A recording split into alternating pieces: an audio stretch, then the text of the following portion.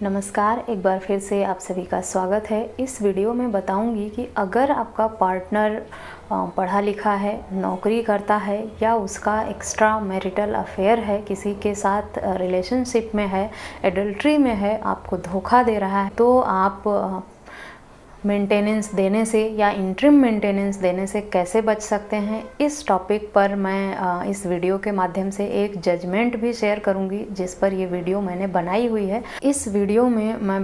बताऊंगी एक पति पत्नी के जजमेंट का एग्जाम्पल देकर, जिसमें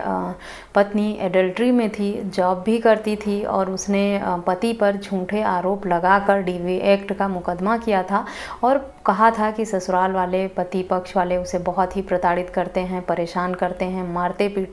मारते पीटते हैं और गंदी भाषा में बात करते हैं उसके साथ, उसे नौकरी छोड़ने का दबाव बनाते हैं। इस सब परेशानी के चलते उसने अपना घर छोड़ दिया है। 2008 में शादी हुई थी, 2018 में पत्नी ने घर छोड़ा था। इसके बाद पति पर ये सब आरोप लगाकर मुकदमा दर्ज कराया गया था। डिटेल में अगर आप इस टॉपिक पर जानकारी चाहते हैं तो इस वीडियो को अंत तक ज़रूर देखें। अगर मेरी वीडियो पसंद आए तो मेरे चैनल को सब्सक्राइब करके बेल आइकन को प्रेस करना ना भूलें, ताकि मेरे आने वाली सभी नई वीडियोज का नोटिफिकेशन आपको मिलता रहे। संबंधित मामले में पक्षकारों की शादी 2008 में हुई थी। 2018 में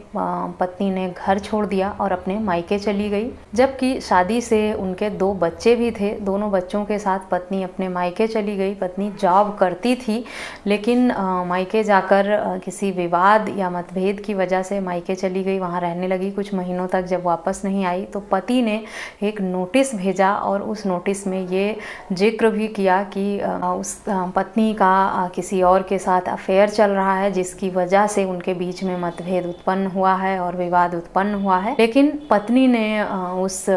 नोटिस का जवाब ना देते हुए पति के ऊपर सीधा DV एक्ट का मुकदमा कर दिया, तरह तरह के गंभीर आरोप लगाते हुए कि उसे मारा पीटा जाता है, प्रताड़ित किया जाता है, उसे सही से रहने नहीं दिया जाता, उसे हक अधिकार नहीं दिए जाते पत्नी के, उसके साथ बदतमीजी से बात किया जाता है, सब लोग अभद्र व्यवहार करते हैं, गाली गलौज करते हैं, नौकरी छोड़ने का दबाव बनाते हैं पति पक्ष वाले। इस सब तरह के गंभीर आरोप पत्नी द्वारा लगाए गए थे, जबकि पति का कहना था कि वो अपने सारे जो फ़र्ज हैं वो बहुत अच्छे से बखूबी निभाता है और उसकी पत्नी का किसी और के साथ अवैध संबंध है, जिसकी वजह से उनके बीच में गलतफहमी उत्पन्न हुई है और उनकी पत्नी ने घर छोड़ दिया है और वो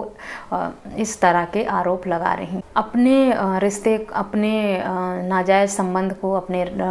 एक्स्ट्रा मैरिटल अफेयर को छुपाने के लिए पत्नी ससुराल पक्ष के ऊपर इस तरह के गंभीर आरोप लगा रही हैं और उन्होंने झूठा मुकदमा कर दिया है। जबकि ससुराल पक्ष में सब लोग बहुत ही प्यार से रहते हैं, बहुत ही रिस्पेक्ट देते हैं उन्हें और सब लोग अपना फ़र्ज बखूबी निभाते हैं। पत्नी ने DV एक्ट का मुकदमा करने के साथ साथ पति से इंटरिम मेंटेनेंस की भी मांग की थी, जिसमें 20-20 हज़ार रुपये अपने दोनों बच्चों के इंटरिम मेंटेनेंस के लिए मांगा था और 15,000 रुपये अपने लिए इंटरिम मेंटेनेंस की डिमांड की थी। यानी टोटल 55,000 रुपीज़ जो है पत्नी ने कोर्ट से मेंटेनेंस के लिए मांगा था, इंटरिम मेंटेनेंस के रूप में।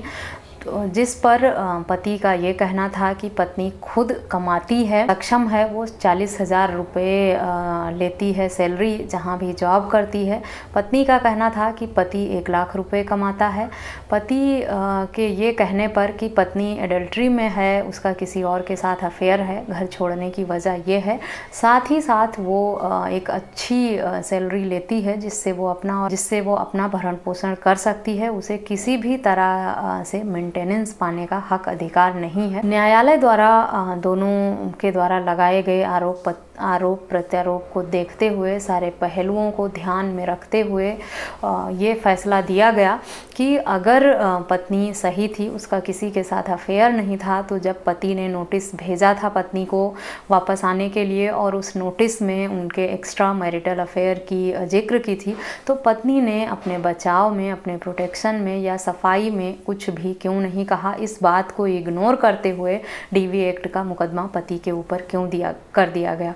अगर पत्नी को नोटिस देकर इस तरह के गंभीर आरोप लगाए गए थे तो पत्नी का सबसे पहले ये फ़र्ज़ था कि वो अपने पर लगाए गए आरोपों को गलत साबित करे या बातचीत करे या जो भी गलतफहमी है उसे ख़त्म करे, ना कि अगर पति के दिमाग में कोई भी इस तरह की बात है या गलतफहमी है तो उसे दबाने के लिए उसके खिलाफ DV एक्ट जैसे मुकदमा कर दिया जाए और उसके परिवार वाले और उस पर इस तरह के गंभीर आरोप लगाए जाएं। सिर्फ इसी वजह से, क्योंकि पत्नी ने नोटिस का जवाब नहीं दिया, उस पर जो भी आरोप लगाया गया था कि उसका किसी और के साथ नाजायज़ संबंध है, उस पर पत्नी ने कोई जवाब नहीं दिया, उस बात को इग्नोर किया और उसके बदले में DV एक्ट किया। तो न्यायालय को इस बात से ये लगा कि अगर पत्नी सही थी तो उसे लीगल जो भी नोटिस दिया गया था पति द्वारा, उससे जो आरोप लगाए गए थे उसे गलत सिद्ध करना था, साबित करना था, ना कि DV एक्ट का मुकदमा करना था। अगर पत्नी ने नोटिस के बदले में DV एक्ट का मुकदमा किया है, इसका मतलब साफ होता है कि पत्नी ने पति और उसके ससुराल पक्ष को फंसाने के लिए, परेशान करने के लिए ये इल्ज़ाम और आरोप लगाया है और उसके ऊपर DV एक्ट का मुकदमा किया है।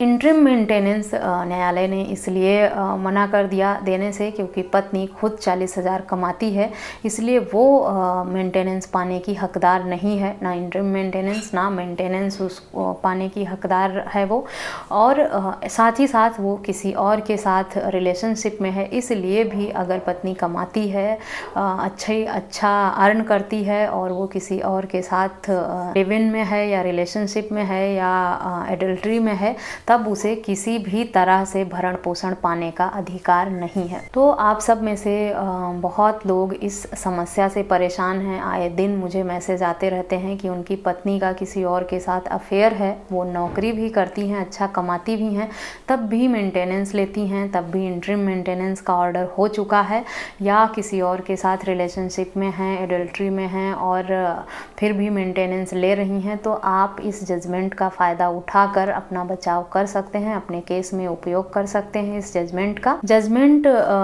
का नाम जो है वो रोहिणी वर्सेस मंगेश है। इसकी डिटेल PDF जो है वो मैं डिस्क्रिप्शन बॉक्स में दे दूंगी, जहां जाकर आप डिटेल में डाउनलोड करके इस जजमेंट को पढ़ सकते हैं। इस जजमेंट में न्यायालय ने पत्नी कमाऊ थी, 40,000 सैलरी ले रही थी, साथ ही साथ वो एडल्ट्री में थी, ये बात प्रूफ हो गई थी, क्योंकि जब एडल्ट्री की बात पति ने कही थी नोटिस में तो पत्नी ने इस बात को इग्नोर कर दिया था, उसके जवाब में कुछ भी नहीं कहा था। इसलिए न्यायालय को लगा कि पत्नी का किसी के साथ अफेयर भी है और वो अच्छा कमाती भी हैं, इसलिए उनका इन दोनों आधार पर, वर्किंग होने के, अच्छी सैलरी लेने के आधार पर, एडल्ट्री में होने के आधार पर उन्हें किसी भी तरह से भरण पोषण पाने का अधिकार नहीं है। इसलिए मेंटेनेंस की एप्लीकेशन जो थी पत्नी के लिए वो न्यायालय ने खारिज कर दिया। अगर आपके साथ इस तरह की समस्या है कोई भी, या आपका कोई जानने वाला है जो इस तरह की समस्या से पीड़ित है, तो इस जजमेंट का फ़ायदा उठाकर अपने केस में आप लाभ ले सकते हैं। इस तरह के किसी अन्य टॉपिक पर अगर आप जानकारी चाहते हैं तो मुझे ईमेल, व्हाट्सएप या कमेंट करके पूछ सकते हैं। इस वीडियो में बस इतना ही, मिलते हैं नेक्स्ट वीडियो में, तब तक के लिए थैंक यू एंड